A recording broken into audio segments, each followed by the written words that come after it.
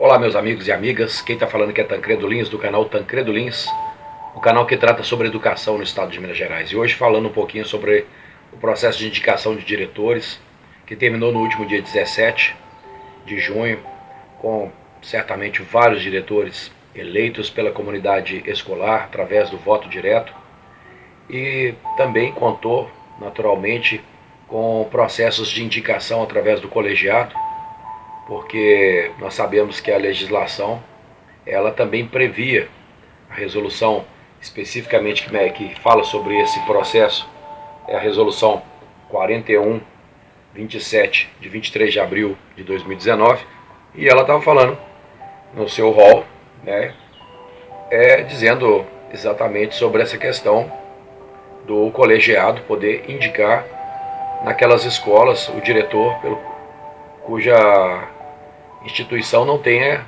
montado chapa, não tenha havido chapa constituída. Então, se não houve chapa, o colegiado, que é formado por 6, 12 representantes, dependendo do número de alunos, ele vai definir ali quem vai ser o dirigente da instituição, desde que seja certificado, que essa é uma das premissas, né? E que siga alguns parâmetros como eles colocam lá.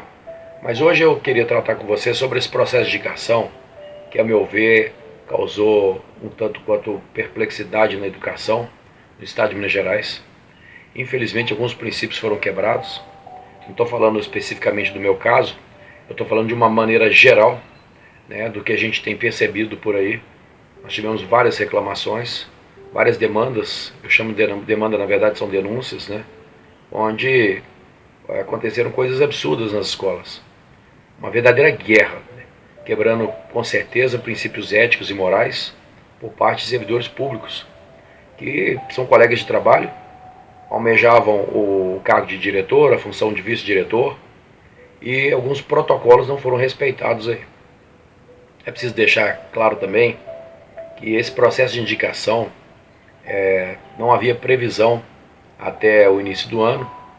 Ele surge mais ou menos lá em abril, maio, e foi feito de uma maneira muito rápida, sem discussão com a comunidade escolar.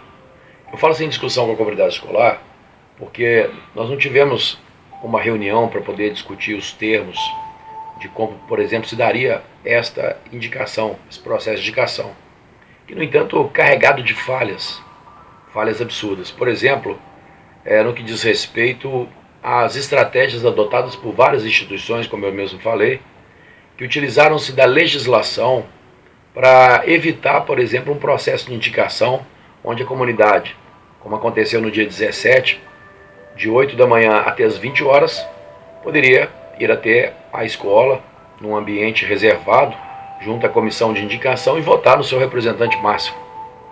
Muitas direções de escola optaram por abrirem mão, na verdade, dessa oportunidade, que é o processo de indicação, legítimo, naturalmente, porque existe uma resolução que trata sobre o assunto, como eu mesmo disse, publicada no dia 23 de abril de 2019, mas, vamos dizer assim, um processo também que não foi interessante. Então, algumas regras, por exemplo, da própria resolução, elas surgiram dando brecha, por exemplo, para que aquela comissão, aquele representante que tivesse interesse em participar, muitos diretores que já estavam na escola, que não tinham chapa, optaram por esse mecanismo, porque a legislação também previa isso, abrindo mão de uma eleição, né, que de maneira sorrateira, vamos dizer assim, poderia até anular um processo de indicação, porque se um diretor de escola, por exemplo, ele fosse referendado pela comunidade através do voto e não tivessem votos suficientes, ou seja, mais votos nulos e votos brancos, por exemplo, do que os votos diretos aos candidatos, ele automaticamente, por força da resolução, estaria impedido de ser indicado pelo colegiado. Então, se não houvesse interesse ali por parte da instituição, algum candidato nessa situação, provavelmente haveria um edital que seria aberto, público, como chamado público, onde as pessoas poderiam ir até a escola, desde que certificados, desde que atendidos aí os parâmetros, os quesitos cobrados neste edital, e concorrer à designação.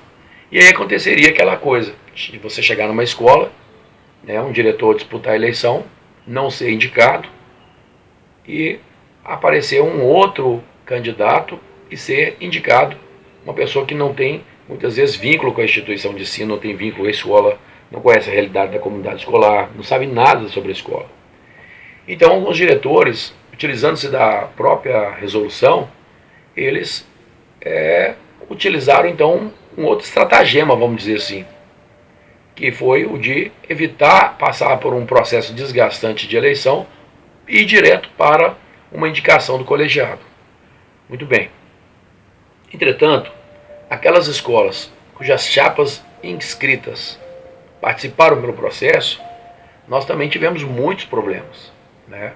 Sabemos de verdadeiras guerras que aconteceram aí no processo de indicação.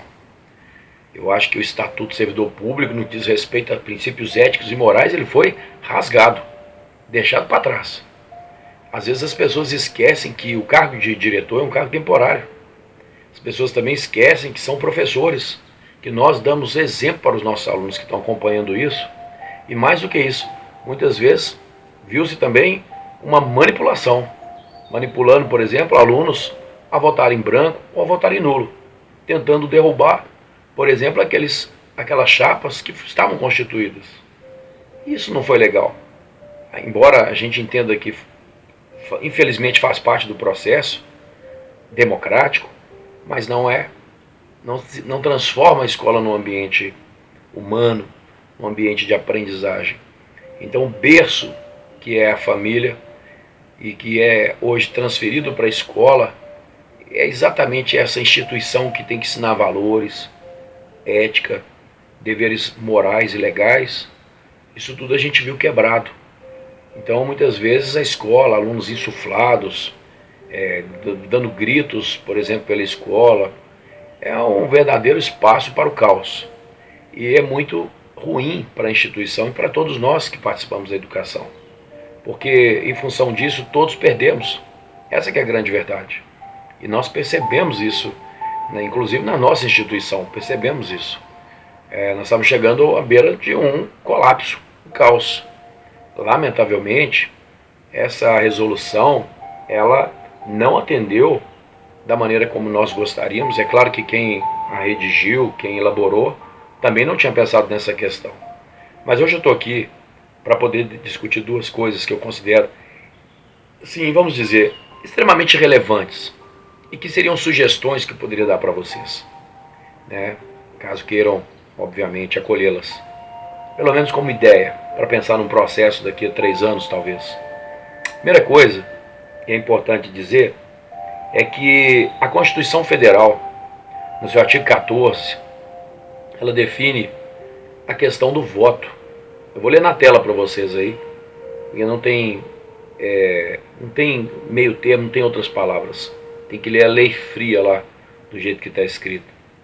E ela está posta de uma maneira muito simples, mas ela define muito claramente como que nós podemos pensar, conceber o que nós chamamos de sufrágio universal. Está escrito assim, dos direitos políticos, é o capítulo 4, do artigo 14 da Constituição da República Federativa do Brasil. A soberania popular será exercida pelo sufrágio universal e pelo voto, voto direto e secreto, com valor igual para todos, e nos termos da lei, mediante. Vamos lá, então, acompanhar o que está escrito aqui, ó. O alistamento, no seu artigo 1º, artigo 14, inciso 1º, está escrito assim: obrigatórios para os maiores de 18 anos. Facultativos para A, os analfabetos, os maiores de 70 anos, os maiores de 16 e menores de 18 anos. Facultativo. Ela permitiu que os alunos com idade igual a 14 anos, superior a 14 anos, participassem do processo e votassem. Então nós tínhamos, por exemplo, em casos de escolas cujo ensino fundamental encerrava-se ali, né, ensino fundamental encerra no nono ano, mas que não tinha ensino médio, esses alunos votaram, participaram do processo de indicação votando. Mas imagina aquela escola, por exemplo, que não tem ensino médio, né? E a gente fez um processo de indicação no meio do ano. Aqueles alunos estão tomando uma decisão importante que vai ser para os próximos 3 anos, surtir efeitos na escola. E, no entanto, são adolescentes cujos pais participam, não vou dizer assim plenamente na escola, mas que são responsáveis por esses adolescentes. Eu não sei o que a resolução quis com isso, na verdade, mas essa questão do voto nulo, do voto branco, e muito diz respeito também à questão dos pais que reclamaram desse processo.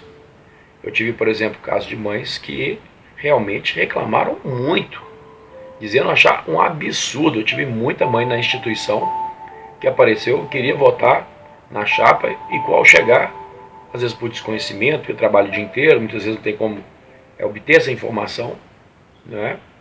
Ela ficou chocada ao saber que o seu filho votou. E aí dizia assim, pô, mas eu coloco meu filho aqui, eu que matriculei, eu que praticamente cuido, eu escolhi essa escola, eu que participo das reuniões, ele que vai votar, ele que vai decidir o futuro da nossa escola, da nossa instituição. Então foi uma coisa assim que eu acredito que quem celebrou essa resolução, quem a redigiu, os técnicos que pensaram nisso, porque não é a primeira vez que isso acontece, é coisa antiga, não é desse governo, é preciso deixar claro, já aconteceu em momentos anteriores, né? Mas é algo que precisa ser revisto mesmo. O que a gente pode, como parâmetro, utilizar a própria Constituição? 16 anos vota, gente, de maneira facultativa, 18 anos. É obrigatório. Mas aí você fala assim, mas a idade escolar, gente, se for pensar, vai ter 16, 17 anos. Né? Ensino médio, terceiro ano de ensino médio, de maneira regular. Vai ter os 16, 17 anos. Entretanto, gente, o que a gente tem que levar em consideração é que o ensino fundamental, se a gente pegar o Estatuto da Criança e do Adolescente, as legislações LDB, ela fala que é dever da família e do Estado. É um dever do pai matricular o filho, né, se menor, na instituição de ensino. Então, quem é o responsável legal? É aquele que matriculou. O aluno, ele não tem autonomia para chegar numa instituição e pedir uma transferência. Ele pode até chegar e pedir uma matrícula, mas ele tem que estar acompanhado, se menor, por uma mãe, por um responsável legal. E no momento da decisão política, uma decisão importante para a instituição, é ele quem vota.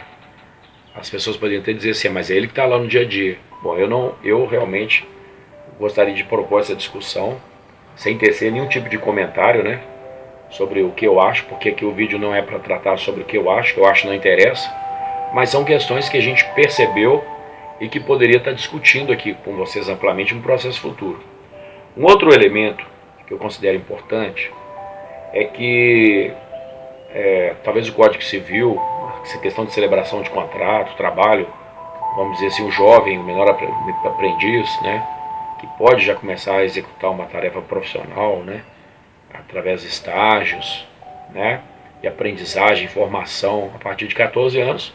Então, talvez o legislador tenha levado em consideração exatamente isso, essa questão dessa responsabilidade civil no que diz respeito ao trabalho, né, do menor jovem aprendiz. Muito bem. Um outro elemento assim, que eu gostaria de discutir com vocês trata-se especificamente também, né, sobre o processo de indicação. É claro, estamos falando sobre isso. Mas eu já falei dos estratagemas, a questão das composições das chapas, na questão dos princípios éticos e morais, que para mim, sinceramente, passou longe. Nós tivemos diretores que abriram mão, repito, de constituição de uma chapa para ser referendado por um colegiado. Pois é, a ideia que eu queria dar aqui hoje para os nossos legisladores, para a Secretaria de Educação, é pensar talvez num modelo de indicação, porque, veja bem, se por um lado nós passamos a responsabilidade para os meninos de 14 anos, para o outro, nós também temos a obrigação de lembrar a todos os senhores, os pais, as mães, os responsáveis legais pelos seus filhos, sobre uma questão importante. Se a gente vai definir que é um aluno com 12 anos, que um colegiado, me desculpe, um colegiado com 12 pessoas, de acordo com o número de alunos, ali você tem um número de titulares e suplentes, e são esses titulares que vão votar e vão indicar um diretor de escola, ali respeitado, obviamente, alguns elementos, né, que está ali publicado no edital. Mas o que eu estou querendo dizer para vocês é que muitas das vezes nós poderíamos também organizar um processo de indicação sendo referendado através de uma reunião que seria feita com a comunidade escolar, onde seria definido, por exemplo, um tempo para cada gestor, para cada candidato, né? Seria ali, nós teríamos os diretores, nós teríamos os vice-diretores, né? Os vice-diretores, e eles estariam ali participando dessa reunião. Poderíamos ter composição de chapas também, cada um com seu tempo de exposição, se fosse chapa com tempo de exposição. Poderia ter o vice-diretor independente, poderia ser o diretor independente também, participando desse momento, dessa reunião. E ali cada um teria um tempo numa reunião única, que seria marcada com antecedência e com a participação dos membros da comunidade escolar. Quem? Somente pais ou alunos maiores de 16 anos, ou se mantiver, por exemplo, essa questão dos alunos com 14 anos, que eles pudessem também participar, com um representante apenas, os representantes da comunidade, todos ali, a comunidade, a escola ali aberta, mas com os elementos todos inscritos para participar desse processo. E ali nós teríamos a apresentação das chapas ou dos candidatos independentes, para que eles pudessem, num determinado tempo, expor suas ideias e a partir daí ser referendado pela comunidade escolar, ou seja, através de levante a mão. Então veja bem, nós teríamos ali uma chapa que teria ali 10, 15 minutos, ela faria uma exposição dos principais pontos, seriam sabatinadas depois com perguntas, isso faz parte também do processo, nós passamos por isso, e depois seria o presidente da comissão, ele colocaria em votação, de levanta a mão, aquele que for aclamado com mais votos, está indicado pela comissão, pela Constituição, pela comissão e pela comunidade escolar. Então eu estou falando isso para vocês, porque nós evitaríamos essa questão de ficar às vezes um dia inteiro na escola, ver que o dia 17 foi um dia extremamente cansativo, que você tem uma comissão, você tem mesário, você tem ali o presidente da comissão, tem ali o segmento de pais, alunos participando desse processo, muitas vezes representante de colegiado, inspetor escolar que às vezes é deslocado, de membros da Secretaria de Educação que são deslocados para participar do processo. Mas veja bem, vocês poderiam fazer então essa votação através de uma aclamação num horário X, né, em apenas alguns momentos. Nós resolveríamos, às vezes, em 1, 2 horas no máximo. Resolveríamos um processo que gastou-se 12 horas, por exemplo, no dia 17, começou 8, acabou às 8 horas da noite. Então é algo que precisa ser pensado, né? Mas são sugestões que nós estamos dando aqui para vocês. É claro que temos outros problemas, como por exemplo a comissão, a constituição da comissão. A gente sabe que muitas escolas, o processo foi conduzido por uma só pessoa, né? Porque a assembleia se reúne, nós colocamos ali os membros da comissão que votam, a comunidade votando nos membros da comissão, constitui-se ali de 3 a 5 por força da resolução, que participa, acompanha todo o processo de indicação, mas que depois, né, muitas vezes nós percebemos que a presidente da comissão ficou sozinha, praticamente conduzindo tudo. Então eu acho que isso aí também teve uma falha muito grande. Recebi também reclamações disso aí. Bom, gente, são considerações que eu faço para vocês. Não sei como que aconteceu também na sua instituição. Se você quiser postar algum comentário aí abaixo, fique à vontade, né? Mas é isso, eu estava querendo conversar um pouco sobre, fazer um pouco um feedback do que aconteceu no geral, que a gente percebeu dentro das instituições de ensino. Tá bom, gente? Um abraço para todos vocês, espero que você tenha sido indicado. Se você não foi dessa vez, nós sabemos que a Secretaria de Educação ela está encaminhando para os e-mails institucionais sempre editais, onde temos escolas que muitas vezes não teve chapa, não teve candidato interessado, e que você que não foi indicado, às vezes você pode ali, tendo a certificação, né? Você pode muitas vezes participar de uma designação dessa e quem sabe assumir uma instituição de ensino. Claro que é muito difícil você chegar numa comunidade que você, como eu mesmo disse, não conhece, não tem uma identificação, mas é com trabalho, é com carinho, é com respeito, é com entrega que a gente faz uma boa gestão. Tem aqui no meu canal um vídeo onde eu trato sobre o papel do gestor escolar, vale a pena depois dar uma assistida aí, tá, pessoal? Mas é isso. Um abraço para todos vocês. Você está aqui ouvindo o canal Tancredo Lins, o canal que trata sobre educação no estado de Minas Gerais. Pessoal, um abraço a todos, muito obrigado.